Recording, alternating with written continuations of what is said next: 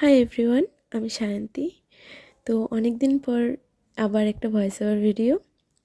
তো আজকের কেকটা ছিল 4 পাউন্ড 2 টায়ারের কেক, এবং এটার থিম ছিল ডরেমন থিম।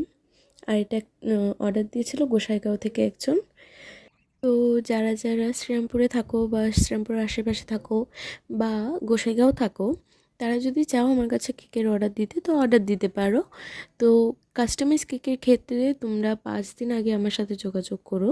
আর আরেকটা কথা বলে রাখি, তো আমার কাছে একদম পিওর ভেজ কেক বানানো হয়।